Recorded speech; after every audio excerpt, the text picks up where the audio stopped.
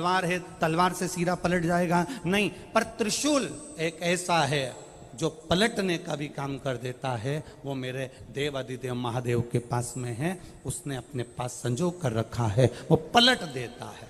भाग्य को पलटने में देरी नहीं, समय जरूर लग सकता है। आप इतनी जल्दी निर्णय मत लेना कि मैं इसके साथ नहीं रह सकती, ये मेरे साथ नहीं रह सकता। हमें एक दूसरे के साथ नहीं रहना। बस आज के बाद हम एक दूसरे का मुंह नहीं देखेंगे किसी के कहने पर, चाहे इधर वाले समझाएं चाहे उधर वाले समझाएं। मेरा बेटियों से, मेरा बेटों से निवेदन है, आपका निर्णय आपके पास में है। आपको सोचना चाहिए कि हम घर परिवार अगर छोड़कर, एक अपने माता पिता को छोड़कर इसके साथ अगर शादी करी है, थोड़ा एडजस्ट करने का प्रयास करेंगे। जब नहीं होगा तब सोचा जाएगा। जब भी कोई निर्णय लेने का समय आए, तब अपने मन को शांत रखकर, शिव का नाम लेकर, ओघड़दानी को याद कर कर, उसका भजन कर कर, तब निर्णय लो कि मैं करूं ना करूं। और एक बात बहुत अच्छे से याद रखना, जब आप कोई निर्णय तक नहीं पहुंच पाओ, आपको भड़काने वाले ज्यादा मिलेंगे। रहने दे, अगर वो ऐसा करता है तो क्यों जा रही है तू उसके पास में, मत जा। नहीं बेटी, थोड़ा एडजस्ट कर। बेटी का मां कब तक एडजस्ट करूं? हर बार गाली दे देते हैं, अपशब्द कह देते हैं, ताना दे देते हैं, हाथ उठा दे। सुन, शांति रख। एक बार फिर अच्छा बनकर उनको अच्छा बनाने का प्रयास कर।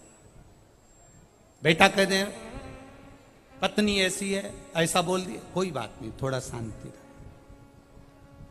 हाँ, अगर अपन निर्णय नहीं ले पा रहे तो फिर किसी अपने माता पिता के सामने बैठकर फिर विचार करना कि मैं निर्णय क्या लूं। माता पिता भी सही निर्णय नहीं ले पाए तो किसी सद्गुरु के पास जाना।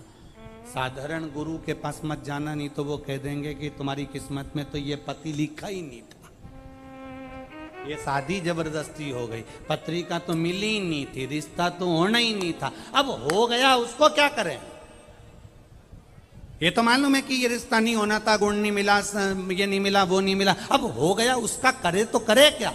ये सब बात पुरानी हो गई। किसी सदगुरु के पास जाना, वो गुरु जिसने कभी किसी के संबंध को विच्छेदित नहीं हुआ, उस गुरु के पास जाना और गुरु के पास जाकर फिर बैठकर कहना। होता है कभी कभी अपना मोबाइल का फंक्शन अपने ही हाथ से गड़बड़ हो जाता है, अपने से नहीं सुधरता। सुधरता है क्या कभी कभी?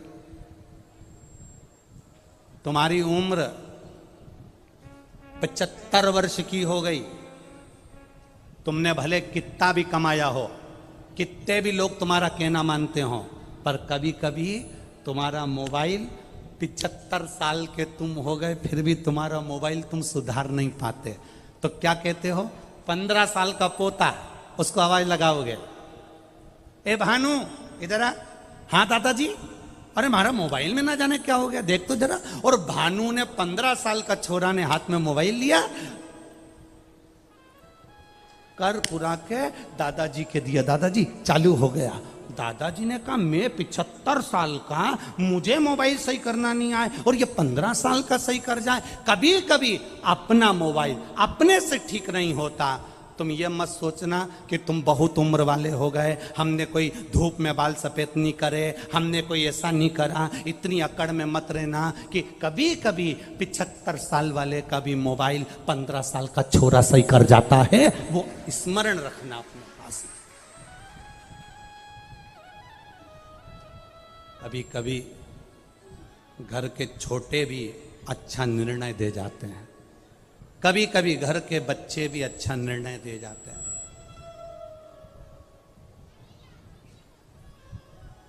अहंकार में निर्णय नहीं लिए जाते। तुम भले 75 साल के हो गए, तुम भले 80 साल के हो गए, तुम भले 70 साल के हो गए, कभी कभी मोबाइल घर का बच्चा सुधार देता है। और अगर बच्चे से भी नहीं सुधरता, घर के व्यक्ति से नहीं सुधरता, तो फिर मोबाइल को दुकान वाले के पास भेजा जाता है। दुकान वाला कहता है इसको 7 दिन तक यहाँ पड़े रहने दो, मैं कंपनी में भेजूंगा, कंपनी से सुधर के यहाँ आ जाएगा। बोलो सही है कि गलत है? कंपनी में जाएगा, वहां से सुधर कर आ जाएगा। कितना दिन लगेगा? का 7 दिन लगेगा। बस अगर तुम्हारी बुद्धि काम ना करे, तुम्हारा चित्त काम ना करे, सही निर्णय तुम अपने बेटा बेटी के लिए ना दे पाओ, तो फिर 7 दिन के लिए शिव पुराण में जाकर बैठ जाना। कंपनी में अगर जाकर बैठ गए तो मोबाइल ठीक हो सकता है। 7 दिन कंपनी में मोबाइल को ले जाकर पटक दो, ठीक हो सकता है।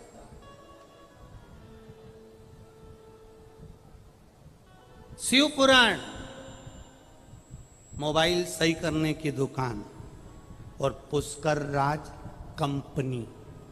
अब 2 ही चीज एक ही जगह मिल गई तो तुम तो सुधर आए हो, फिर तो क्या सोच रहा हो? अब उसमें तुम्हारे को सोचने की जरूरत है क्या?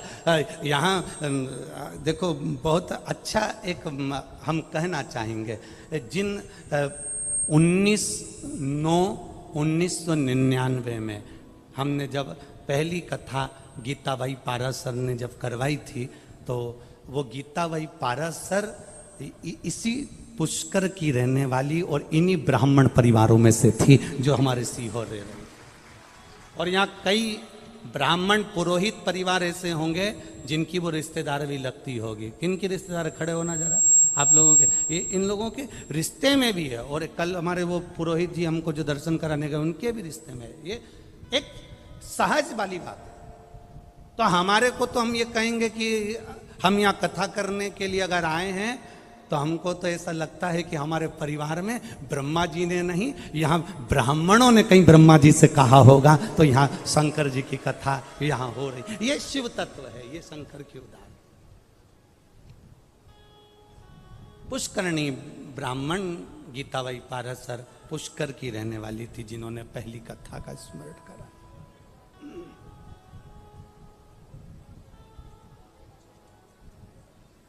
अब थोड़ा निर्णय लेने में देरी हो, थोड़ा चलेगा।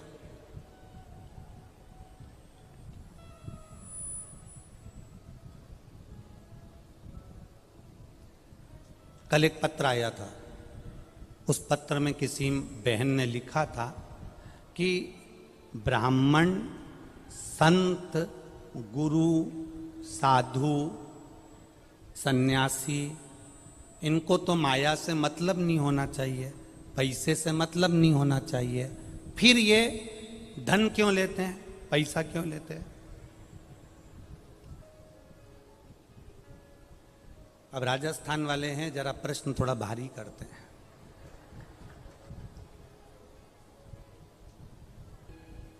कौन? अरे बोलो बोलो जम के। राजस्थान के लोग डट के घी केवल खाते नहीं है। राजस्थान मारवाड़ का एक एक व्यक्ति जितना खाता नहीं है घी, उससे दुगना मेहमानों को खिला देता है। ये वो राजस्थान, ये कोई साधारण है क्या राजस्थान? अब तो किसी ने पूछा, गुरुजी ब्राह्मण, संत, साधु, गुरु, पंडित, जितने साधु, सन्यासी, तपस्वी, इनको तो माया से मतलब नहीं होना चाहिए, धन से मतलब नहीं होना चाहिए, फिर ये पैसा क्यों लेते हैं, फिर ये धन क्यों लेते हैं, ये माया क्यों लेते हैं? तो मेरा निवेदन केवल इतना है कि संत, साधु, गुरु, सन्यासी, ब्राह्मण, ये सब तुमसे पैसा, माया इसलिए लेते हैं कि माया भी रोती है कि हमारी कब काया सुधरेगी। जब साधु संत के हाथ में आती है, साधु संत उसे भंडारे भोजन में लगा देता है, तो माया की भी काया पलट जाती है। इसलिए संत, ब्राह्मण, साधु, गुरुजन, सन्यासी, तपस्वी, साधक, उपासक, ये धन तुमसे लेकर माया की काया पलटने में लगा देते।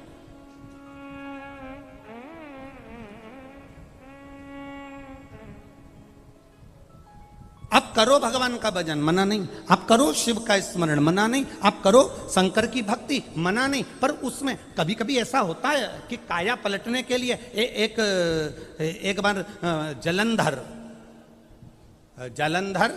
एक बार जिनकी पत्नी वृंदा भगवान नारायण की उपासक, एक बार जलंधर जा रहा था, और जलंधर जाते जाते माता पार्वती जी को कैलाश के ऊपर देख लिया जलंधर ने।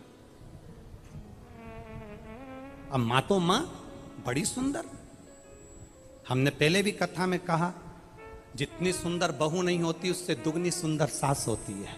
Old is gold.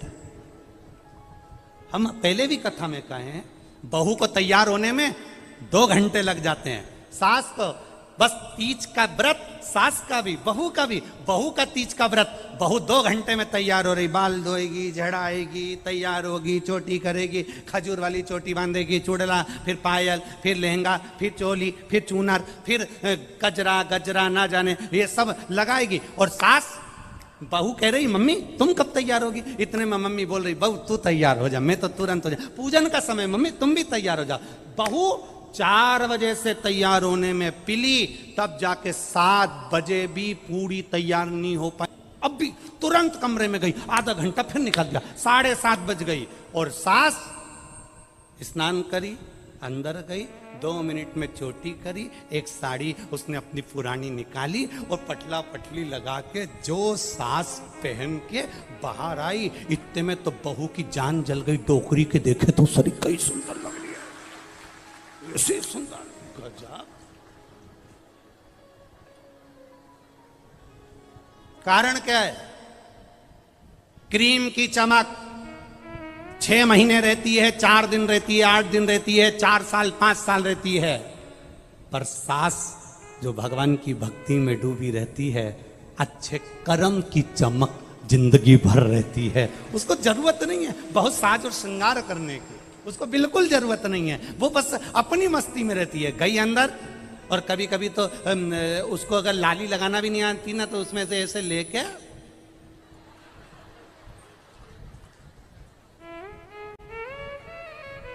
और इतने में बहू ने कह दिया मम्मी यहां पे पाउडर ज्यादा दिख रहा है, तो इतने में मुंह में से जरा सा थूक लिया। ओल्ड इज गोल्ड, उसको मतलब ही नहीं।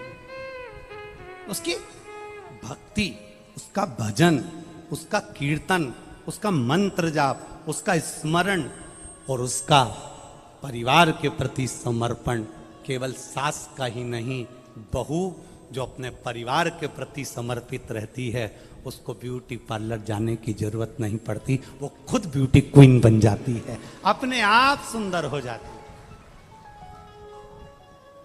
अपने आप उसमें सुंदरता दिखती है, अपने आप। और नहीं तो कहीं कहीं की रहती है। एक पत्नी ने नई साड़ी पहनी, त्योहार का दिन था, पति से पूछा मैं कैसी लग रही हूं। अब पति ने मन में विचार करा, सुबेरे सुबेरे कौन मूड खराब करे। पर पत्नी भी इतनी जिद्दी थी, वो जब तक पति से पूछे नहीं तब तक वो काम पे जाए नहीं। तैयार होके, बाल माल धो के, कंगा कंगी करके, बढ़िया जोरदार झुमका झुमकी पहन के, साड़ी माड़ी का पल्लू इधर पिन से टच करके, और पति से आके पूछी मैं कैसी लग रही हूं। पति ने कुछ नहीं बोला। पत्नी ने पति का हाथ पकड़ा, कैसी लग रही हूं? पति बोले ऐसी लग रही जैसे हरी घास में भैंस चर रही है। अब तू पूछने गई क्यों पहले तो?